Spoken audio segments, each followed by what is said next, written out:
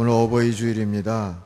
한 120여 년쯤 전에요, 미국에서 이 어버이날 유래가 시작이 되었습니다. 미국 필라델피아의 한 마을에 자비스라고 하는 부인이 살았는데요, 25년이 넘도록 고아들을 섬기면서 살았다고 그래요. 주일이면은 또 우리 미래교회 같은 주일학교에서 헌신적으로 봉사하면서 사신 그런 분입니다. 그러다가 별세하셨어요. 어머니의 별세를 애석해 했던 이 딸이 어머니 무덤을 잘 가꾸려고 무덤 가운데 꽃나무를 심었는데 그게 카네이션입니다. 그리고 5월 둘째 주일이 되어서 한 파티에 어머니와 함께 가고 싶은 그리운 마음으로 거기서 꽃을 꺾어서 자기 가슴에 달고 나타났어요. 카네이션 꽃이죠. 많은 사람들이 그 자비스 부인을 기억하고 추념하면서 자신들의 어머니를 생각하고, 그래서 5월 둘째 주일 어머니 날로 정하면서 어머니 날에는 이 꽃을 다는, 처음에는 자녀들이 달았대요. 어머니가 살아계시면 빨간 꽃, 어머니가 돌아가셨으면 하얀 꽃, 그리고 달았는데 세월이 한참 지나다 보니까 이제는 어머니에게 달아드리는 그런 또 관습이 되었습니다. 그래서 이 어버이 주일에 어머니들은 다 이렇게 꽃을 다신 거고 아버지들은 덤으로 달고 앉아 있습니다. 어쨌든 어머니들에게 감사합니다. 다 꽃을 달 수 있게 해주신 것 감사하죠.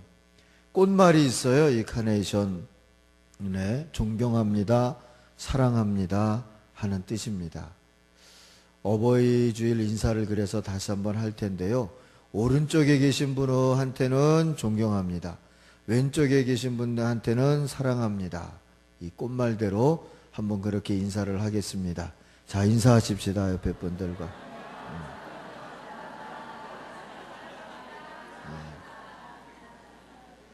좌우를 분별하지 못하는 분들은 헷갈리시지만 오른쪽에 존경합니다, 왼쪽에 사랑합니다. 존경하고 사랑합니다.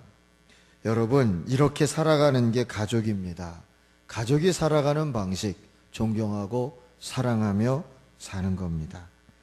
그래서 사탄은 가족을 공격합니다. 존경도 못하게, 사랑도 못하게. 그래서 하나님이 담아주실 좋은 일, 착한 일, 희망적인 일들을 가정에 담지 못하도록, 그렇게 사탄은 지금도 가족들을 공격하고 가정들을 공격합니다. 오늘 하나님의 말씀은 그럼에도 불구하고 하나님께 치유받고 회복되어가는 한 가정의 이야기입니다.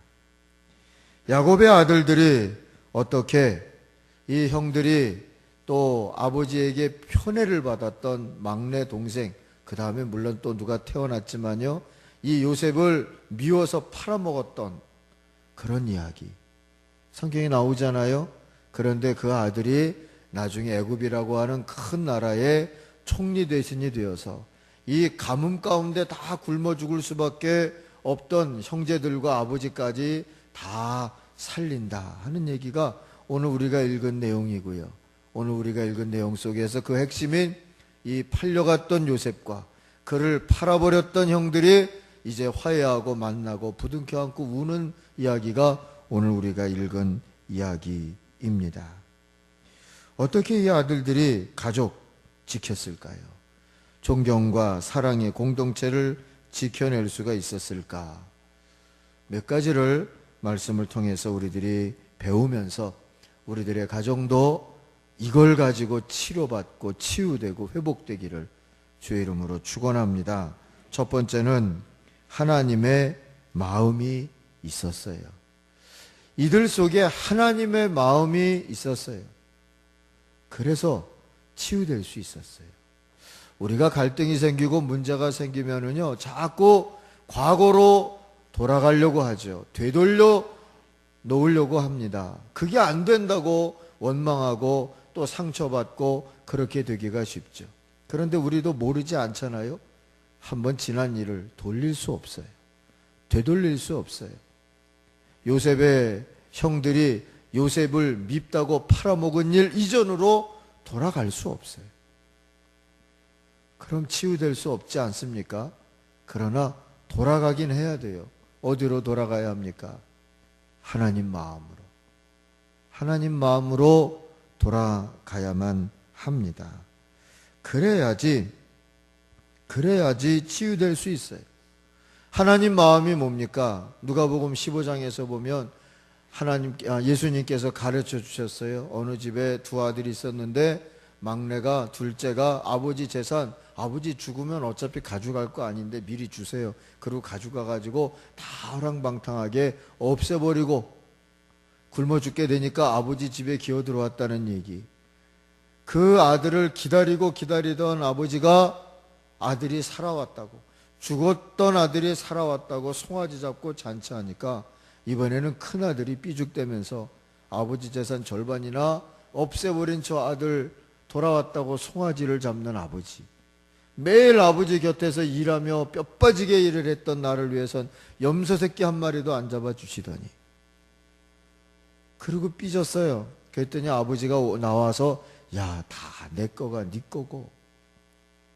그러면서 등 두드려 주셨다는 이야기가 나오지 않습니까? 기억하시죠? 아버지가 거기에 없었으면 형이 집안을 버티고 지켰든지 아니면 회개하고 동생이 돌아왔든지 하나 되지 못해요.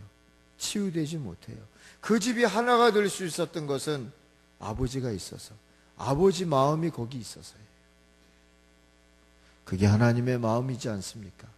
기다리며 져주고 등 두드려주고 이해하지 못하는 아들도 인내하고 참아주며 속아주고. 여러분, 그게 아버지의 마음이에요. 오늘 요셉이 아들의 마음, 동생으로서의 마음만 가지고 있었더라면 피해자의 마음을 내려놓지 못했을 거예요. 날 팔아먹었어? 이제 내가 힘이 생겼으니까 니들도 한번 당해볼래? 이런 마음 내려놓기가 쉬웠겠습니까? 동생과 아들의 마음이 아니라 하나님의 마음을 품으니까, 하나님의 마음으로 돌아가니까 피해자가 아니라 이해자가 될 수 있었던 거예요. 형들의 입장에서 내가 미울 수 있었겠다. 그러나 이 모든 것을 뛰어넘어 우리 아버지 하나님께서 모든 게 합력하여 선이 되게 하시니 감사할 뿐이지 않는가. 그런 마음을 가졌다지 않습니까? 오늘 5절에서 보니까 이 요셉이 형들에게 하는 말이 있죠. 이제는 나를 이곳에 팔아 넘겼다고 해서 마음으로 괴로워하지 말고 얼굴도 붉히지 마십시오. 하나님께서 우리의 목숨을 살리시려고 저를 형님들보다 여기 먼저 보냈다고 이해하십시오. 공동번역에 나오는 그런 표현입니다. 아버지의 마음을 품었어요. 형들도요, 44장 끝부분에 가서 보니까 회개했어요. 하나님의 마음으로 돌아섰다는 것을 알 수 있어요. 정말 처음으로 자기는 팔려오고 난 다음에 요셉이 태어났다는 자기 동생 베냐민, 그 아들을 낳다가 자기 친어머니는 죽었어요. 그런 아들을, 동생을 만나니까 얼마나 반갑습니까? 곁에 두고 싶어서. 아직 내가 형제다, 네 형이다, 당신들의 동생이다 밝히지는 않았을 텐데요, 양식을 가지고 돌아가되 베냐민은 두고 가십시오 그랬어요. 그랬더니 그 형들 중에서 인질로 잡고 싶은가 보다 이렇게 이해했던 유다가요, 이 동생을 데려가지 않으면 이미 아들 하나를 잃어버렸기 때문에 마음으로부터 병든 내 아버지 야곱이 죽어버릴지도 모릅니다. 이 아들을, 이 동생을 돌아갈 수 있게 해주면 내가 대신 남겠습니다. 그리고 유다가 자원해서 인질이 되겠다고, 그렇게 남겠다고 하는 장면이 나옵니다. 그게 아버지 마음이잖아요. 그게 하나님의 마음이잖아요. 예전에는 밉다고 동생 팔아먹었고, 아버지에게는 동생 죽었다고 짐승피 묻힌 옷을 갖다가 주면서 아버지 속여먹었던 그 강팍한 마음들이 이제는 더 이상 아니에요. 아버지를 살리려면, 동생을 살리려면 내가 죽어도 좋다고 생각하는 그 마음, 그게 하나님의 마음. 아들을 십자가에 내어주신 하나님의 마음이 그런 거 아니겠습니까? 져주고 속아주고 손해봐주고 믿어주고, 이런 하나님의 마음으로 돌아서야 가족이 살 수 있어요. 치유되고 회복되고 건강해지는 줄 믿습니다. 사랑하는 성도 여러분, 가족이 가족으로 살기 위해서 제일 필요한 건 돈이나 건강이나 출세 같은 조건이 아니라 아버지의 마음이, 하나님의 마음이, 그 마음이 여러분 모든 가족들, 또 하나님의 새 가족인 우리 교회 안에 가득 넘치기를 주의 이름으로 축원합니다. 두 번째로, 용서의 윤리가 있어야 가족은 가족이 되어 살 수 있어요. 용서의 윤리라는 게 있습니다. 그게 뭐냐면 함께 책임지겠다는 자세예요. 그게 용서의 윤리예요. 문제가 생기고 갈등이 생기면 대부분의 경우에 어떻게 반응하냐 하면 원인을 따져서요, 이건 누구 탓이냐? 한 사람을 몰아붙이거나 책임질 사람을 몰아붙이는 그런 일들을 하기가 쉬워요. 그런다고 문제가 해결되지 않잖아요. 갈등은 더 깊어지고, 그리고 그런다고 깨닫고 회개합니까? 더 미워하게 되어지고, 그런 일들이 우리들 주변에 종종 일어납니다. 법으로 해! 뭐 이러지만 법정에 간다고 하면 감정까지 씻어집니까? 그게 안 되잖아요. 가족은 그렇게 살 수 없어요. 가족은 가족으로 살려면 용서의 윤리가 필요합니다.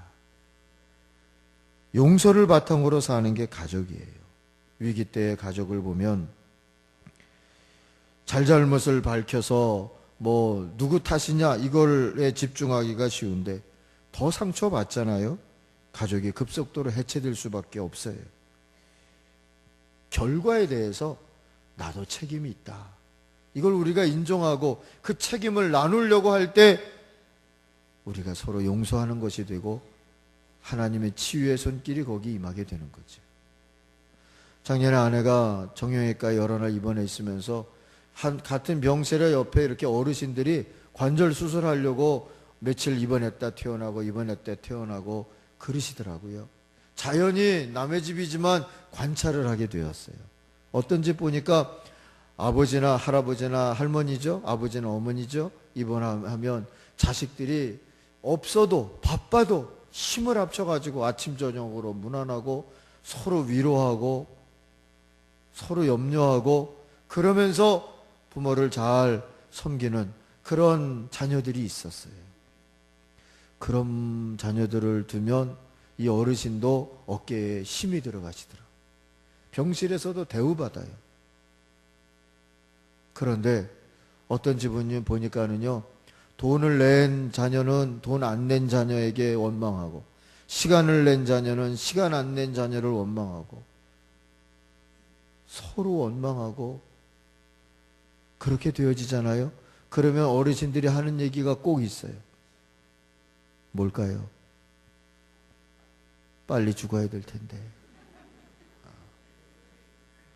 병원에 치료받으러 와서 빨리 죽어야 될 텐데, 이거 걱정하게 되더라고요. 대우 못 받아요. 자식들이 그 앞에서 그러고 있으면. 성도 여러분, 용서의 윤리가 필요합니다. 그게 가족입니다. 책임을 함께 지겠다, 그런 것, 그게 필요한 거죠. 하나님의 새 가족인 교회도 마찬가지입니다. 오래전 미국 달라스 어느 교회에서 있었던 일이라고 하는데요, 담임 목사님이 바뀌시면서 새롭게 젊은 목사님이 부임을 했어요. 이 목사님이 취미가 하필이면 사냥이었답니다. 그래서 늘 총을 어깨에다 메고 들로 산으로 돌아다니기를 좋아하셨는데, 너무 이 취미에 빠져서 지내다 보니까 토요일이면은 아침에 일찌감치 설교 준비를 후딱 해놓고 토요일 오후에 총 메고 올라가는 거예요. 어느 날도 사냥을 하고 있는데 사슴이 펄쩍 뛴다 싶어가지고 총을 쏘았는데 사슴이 맞은 게 아니라 사람이 맞았어요. 죽었어요. 얼마나 큰일입니까? 얼마나 말거리가 되었습니까? 목사가 하필이면 취미가 뭐? 총 쏘는 거라고? 목사가 토요일이면 설교 준비나 할 일이지 총 들고 쏘다녔어? 이렇게 되잖아요. 목사님이 책임을 느끼시고 교회 사임서를 냈어요. 근데 이 교회 장로님들과 교인들이 얼마나 훌륭한지요. 그들이 모여 앉아서 심사숙고하고 여러 날 의논하다가 이 사임서를 반려했답니다. 그 이유가 뭐냐 하면요, 우리가 이분을 내치면 이 목사님은 실수와 아픔을 씻을 수 있는 기회가 영 없을 것이다. 우리가 이해하고 용서하지 아니하면 어느 교회가 이해하고 용서하겠는가. 목사님의 실수와 과실을 덮고 우리가 함께 책임을 지자. 그랬다는 거죠. 그 다음부터 이 교회의 모든 재반 목회와 선교 사역의 기반이 용서의 윤리가 되었어요. 교회는 부흥했고 수천 명이 넘는 교인들이 모이면서도 건강한 교회로 성장해 갔고, 목사님은 40년 동안 목회를 잘 하시고 은퇴를 하셨어요. 은퇴하고 난 다음에 장로님들과 교우들이 그 은퇴 기념을 하는 자리에 모여 앉았다가 깨달음이 생겼어요. 40년 전에 그 일은 겪을 때에는 너무너무 힘들고 어려운데, 주변 사람들이 저 총 쏘는 목사의 교회 뭐 이럴 때마다 정말 힘들고 같이 어려웠는데, 그 시절을 겪고 나니까 그게 우리에게 하나님이 은혜를 주시는 때였다. 그게 깨달아지더랍니다. 그래서 그 은혜를 기념해서 40층짜리 선교센터를 짓고 그 지역을 위해서 더 아름다운 사역을 많이 하는 교회가 되었다 하는 얘기예요. 성도 여러분, 명명백백하게 밝혀서 누구 탓인지를 알고 고발하고 쫓아내는 것으로 가족이 되지 않잖아요. 가족은 용서하는 것으로, 함께 책임지는 것으로 가족이 되어집니다. 그것이 가정이 회복이 되어지고 교회가 건강하게 성장할 수 있는 동력이 되어지는 거죠. 무엇이 됐든 갈등과 아픔과 또 문제가 생기거든 원인을 따져 비난하고 배척하려 하지 말고 결과에 대해서 함께 울고 함께 기도하고 함께 비난도 받는 책임을 지는 모습으로 가족으로 사시기를 주의 이름으로 축원합니다. 그때 하나님의 놀라우신 은혜와 치유를 경험하게 될 것입니다. 세 번째로, 가정 안에는 황금률이 있어야 됩니다. 하나님의 마음으로 회심하는 게 있어야 되고요. 그리고 서로 책임을 나누어지는 용서의 윤리가 있어야 되고, 그리고는 황금률이 있어야 돼요. 황금률이 뭔지 아시죠? 마태복음 7장 12절에서 보면 예수님께서 말씀하셨어요. 성경에 율법과 선지서들, 역사서들을 다 모아서 꽉꽉 짜면은 엑기스 한 방울이 딱 떨어지는데 이거다. 대접을 받고자 하는 대로 너희가 서로 대접해라. 너희가 먼저 대접해라. 이게 하나님의 황금률이라는 겁니다. 황금처럼 귀하게 보존해야 되고 기억해야 되고 쫓아가야 되고 순종해야 되는 말씀이라는 거죠. 그 말씀이 가정 안에 이루어지면 가정은 가족이 되어지고 하나님의 치유의 은혜를 누리게 되어질 줄 믿습니다. 오늘 어버이 주일에 이것을 자녀의 자리에서 이 말씀을 적용하면, 행복한 자녀로 살고 싶으면 먼저 부모를 공경해라 하는 말씀으로 알아들을 수 있죠. 공경이란 말을 그 원어의 의미를 잘 헤아려 보니까 무슨 뜻이냐 하면요, 그분의 무게를, 그분이 짊어진 무게를 인정해 준다, 이 뜻이 공경한다는 말의 뜻이더라고요. 부모를 공경한다는 것은요, 부모가 부모로서 그 긴 세월 동안 짊어진 아버지의 무게, 어머니의 무게를 내가 인정합니다. 그게 내 마음에 들거나 혹 내게 상처를 주신 일이 있을지라도 아버지로서 그 무게를 감당하신 것, 어머니로서 그 무게를 감당하신 걸 제가 모르지 않습니다. 그게 공경한다는 말의 뜻이에요. 며칠 전에 TV의 한 토크 프로그램에서 샘 해밀턴이라고 하는 호주 출신의 개그맨이 나와서 얘기하는 걸 들었어요. 전 개그맨으로 알고 있는데 뭐 아니어도 할 수 없어요. 잠시 보면서 눈물을 짓길래 제가 좀 봤어요. 그래서 제가 감동을 받았어요. 아버지가 동성애자였답니다. 결혼하고 이 쌤을 낳고 난 다음에 커밍아웃 한다고 그러죠. 내가 사실은 여자를 좋아하지 않고 남자를 좋아합니다. 이렇게 하는 것 말이죠. 얼마나 기가 막힙니까? 갈등이 생기고 아버지 어머니 사이에 미움의 골이 생기고 그리고 결국은 갈라섰어요. 어머니는 호주에 그냥 살고 아버지는 뉴질랜드로 이주해서 가버렸어요. 어린 시절에 그 사이에서 샘은요, 아버지는 어머니를 비난하고 어머니는 아버지를 자기를 붙들고 비난하고 그 사이에서 자기는 마치 샌드위치 빵 속에 있는 고기 조각 같았다고 그렇게 느껴지더라는 겁니다. 분노, 복수심, 그런 게 마음에 가득한 시절을 보내면서 어머니는 불쌍해 죽겠고 그래서 믿고 아버지도 믿고 이해되지 않고 그래서 편지도 보냈대요. 저주를 퍼붓는 편지를 보내고 그랬답니다. 근데 고등학교를 졸업하면서 이대로 살 수는 없다 싶어서 아버지에게 찾아가서 한 달 동안 같이 지내면서 화해할 기회를 가졌다는 거예요. 물론 감정까지 다 씻어내지는 못했지만 대화할 수 있게 되었고 마음의 평화를 찾을 수 있게 되었는데, 그렇게 갈 수 있도록 용기를 내게 된 것이 뭐냐 하면 어린 시절에 어머니 아버지가 해주셨던 이야기. 너는 우리 아들이다. 네가 혹 살다가 살인을 저지르고 감옥에 가는 일이 있더라도 너는 우리 아들이다. 한 번 아들은 영원한 아들이다. 어디서 들어본 얘기 같지 않아요? 그게 마음에 남아 있었답니다. 그래, 아버지도 어떻게 사시든 간에 그분이 어떤 분이시든 간에 내 아버지지. 한 번 아버지는 영원한 아버지고 한 번 어머니는 영원한 어머니일 수밖에 없지. 그런 마음이 들어서 찾아갔다는 거죠. 그 이야기를 털어놓으면서 또 방송에서 눈물 짓는데 제 마음에 그런 마음이 들더라고요. 다 씻어내지 못한 감정을 하나님이 이렇게 씻어낼 수 있는 기회들을 또 주시고 하겠구나. 가슴 아팠던 것은요, 그러면서 계속 좋은 관계로 발전할 줄 알았는데 친구처럼 오고 가고 서로 생일 축하도 해주고 이러면서 지낼 수 있게 되었는데 아버지가 어느 날 뇌졸중으로 돌아가 버리셨어요. 더 이상 대화할 수도 없고 아직도 하고 싶은 얘기가 많이 남아있는데 할 수 없게 되었다는 겁니다. 장례를 치르려고 가서 그 유품을 정리하는데 자기가 고등학교 시절에 저주를 퍼부었던 그 편지를 아버지는 그래도 아들이 보낸 편지라고 보관하고 있더라는 거예요. 사랑하는 성도 여러분, 혹 아버지 어머니가 살아계시거든 마음에 섭섭한 것이 상처가 혹 있을지라도 하나님의 마음을 품으시고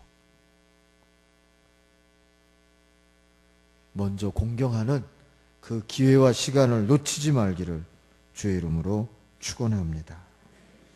자녀로 행복하기를 원한다면 먼저 부모를 공경해야 합니다.